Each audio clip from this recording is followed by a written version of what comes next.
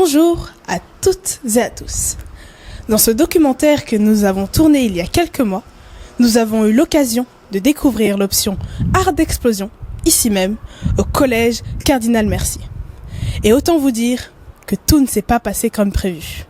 Et pour commencer ce documentaire, nous avons décidé d'aller interroger Madame Diné, professeure de théâtre. Madame Diné, pour vous, qu'est-ce que le théâtre ?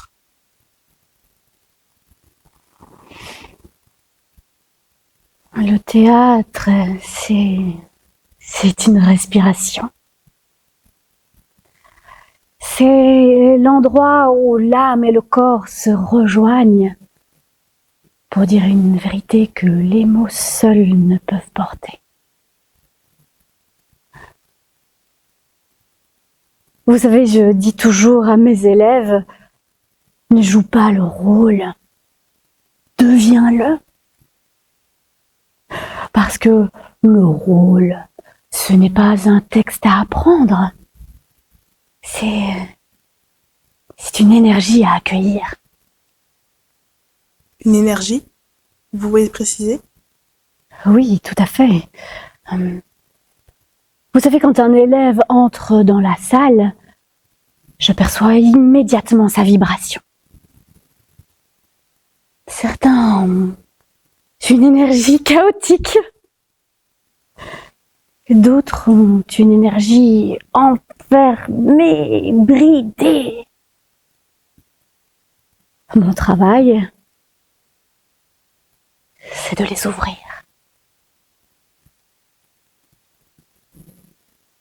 Parfois, avant un exercice, je demande à tout le monde de se taire, de respirer. Je ferme les yeux. Je me connecte à eux. C'est à ce moment-là que le travail commence, que le théâtre commence. Oui, le théâtre, c'est ça. C'est une succession de petites morts et de renaissances. Chaque scène, chaque geste, c'est un passage vers soi-même. Pour continuer ce documentaire, nous avons eu la chance d'assister à l'un des cours de Madame Diné. Voici les images. Allez-y, concentrez-vous. Essayez de transmettre les énergies que le sol peut ressentir. Lorsque quelqu'un lui marche dessus, lui court dessus. Allez-y, essayez. Ah non, madame, vous cassez les couilles à tout le monde. Pourquoi on est par terre comme ça? C'est quoi cet exercice de merde? Depuis le début de l'année, vous parlez de quoi? Un transfert d'énergie ou je sais pas quoi, ça sert à rien, c'est inutile, c'est pas du théâtre. Je vais vous montrer ce que c'est le théâtre. Ça, c'est du théâtre, merde, quoi.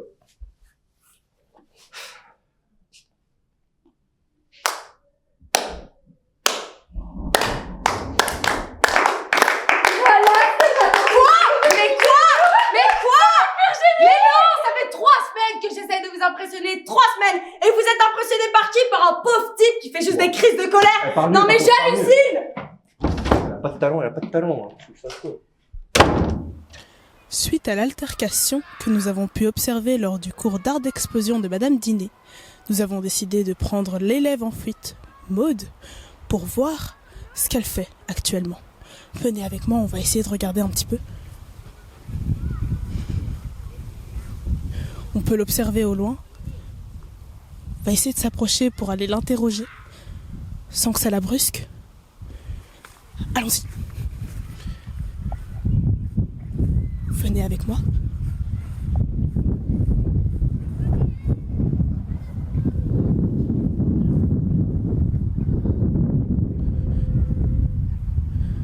Bonjour. Bonjour. On vous a vu très en colère après le cours de Madame Diné. Est-ce que vous pouvez nous expliquer comment est-ce que cet état de colère a pu passer soudainement à cet état d'apaisement dans lequel vous êtes actuellement ? C'est mon rituel de la journée. Je suis en train de recharger mon énergie. Et là, qu'est-ce que vous faites ? Là, j'active le transfert d'énergie. Le quoi ? Regarde.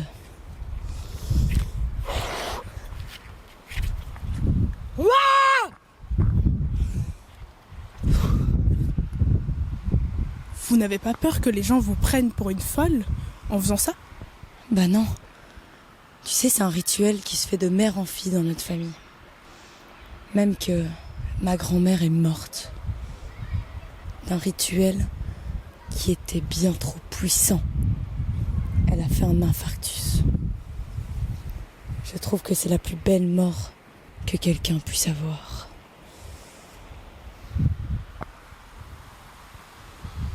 Et là, à quoi vous pensez? Je pense à quel point ce tronc d'arbre est sexy. Il est tout dur.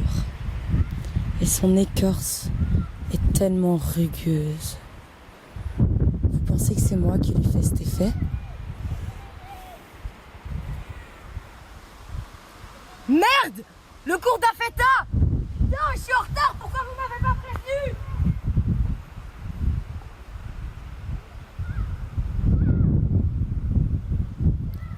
Eh bien, c'est vrai qu'on ne voulait pas la déranger, elle avait l'air si attirée par cet arbre, mais maintenant qu'elle part du cours de Monsieur Affetta, nous allons peut-être aller découvrir ce qu'il s'y passe.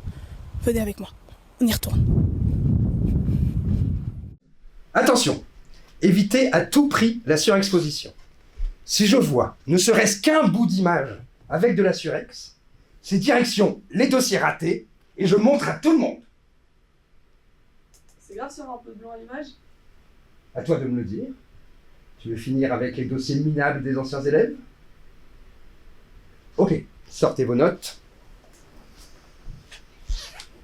et écrivez la règle qui est la suivante. Le jour du tournage, demandez à vos acteurs de ne pas porter de blanc. Pas de blanc pendant le tournage. Par exemple, vous pouvez voir ici un travail que j'ai fait il y a une quinzaine d'années et où on a tellement bien géré les couleurs. Ça, c'est un bon exemple. Des questions? Non? Alors le cours est fini.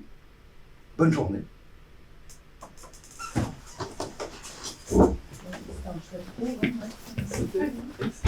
Au revoir. Au revoir. Au revoir, monsieur. Au revoir. Ayant perçu une atmosphère particulière au cours de Monsieur Affetta, nous sommes allés l'interroger directement à son domicile.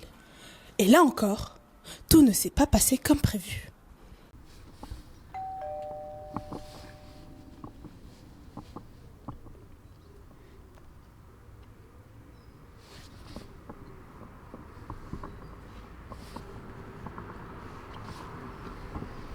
Je crois qu'il n'y a personne.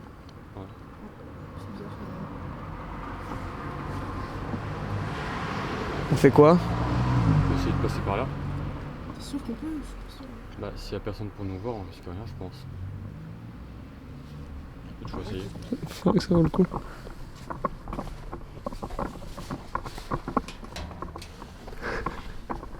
C'est ouvert. Ils sont vraiment trop cons.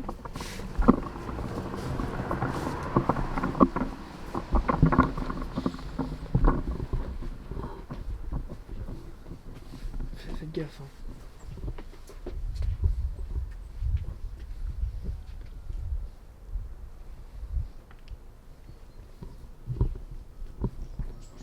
Regarde ce qu'ils font. Regardez. What the fuck, faites vite. Filme bien. Mais ils font quoi? C'est gros. Faut pas qu'on reste trop longtemps. Viens nous voir. Vas-y, on y va en mode normal.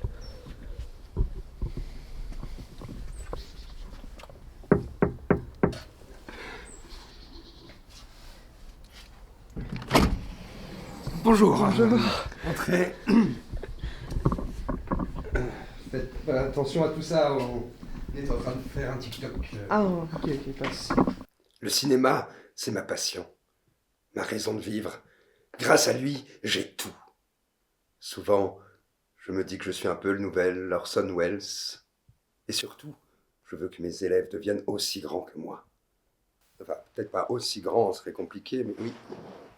J'ai le producteur au téléphone, faut que je te parle. Coupez pas, coupez pas, j'ai rien à cacher. C'est notre producteur qui appelle pour confirmer le tournage de notre prochain projet. Je veux montrer au monde ce que c'est que la vie d'une star en direct. Qu'est-ce qu'il a dit? J'ai le producteur au téléphone et il refuse le projet. Il dit qu'on n'a pas le niveau et que les enfants de 4 ans auraient mieux fait.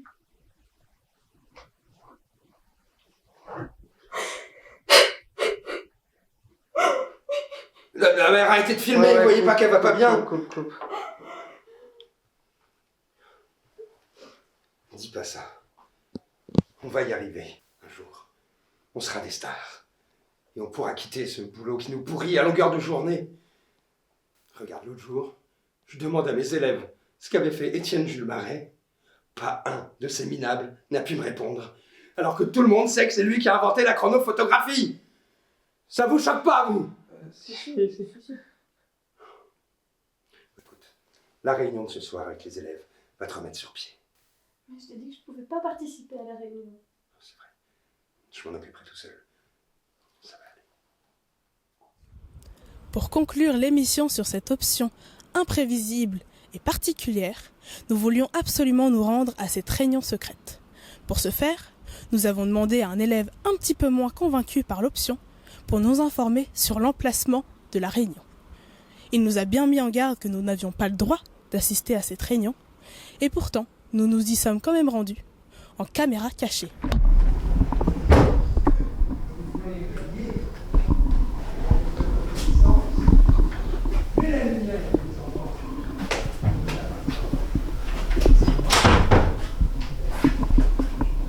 Quand vous entrez ici, vous cessez d'exister en tant que personne.